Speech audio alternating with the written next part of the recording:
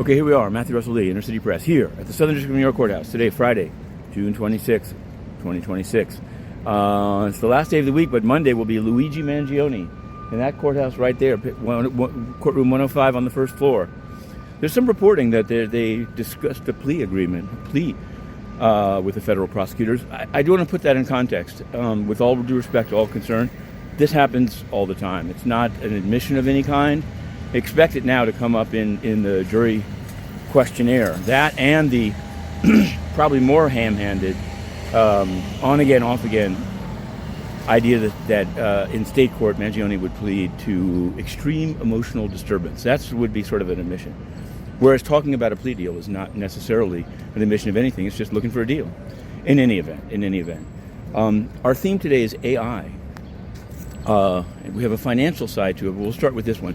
Inner City Press has done a number of Freedom of Information Act requests to state attorneys general, the same ones that we asked about Live Nation, who in general gave documents while DOJ gave none, and we've sued them under FOIA.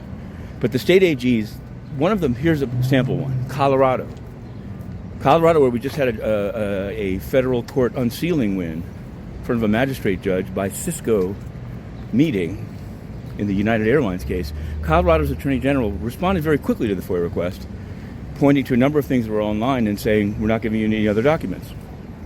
So this seemed like denial of access. We did a sort of an appeals letter, but basically the Colorado AG's claim is that they have no complaints. They've joined a coalition, but they have no complaints at all about AI companies. I find it hard to believe, actually.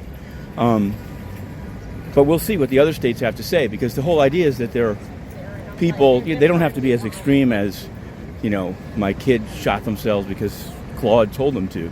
But there should be some complaints. We also have the request is also about data centers, which is supposed to be a big issue in the election. So watch this space. We're going to be pursuing that very closely. Of course, the United Nations we have a scoop on. Oh, here's the financial side one. A bank called Commerce One. It's in the South. They're trying to buy a predatory lender known as Green Dot.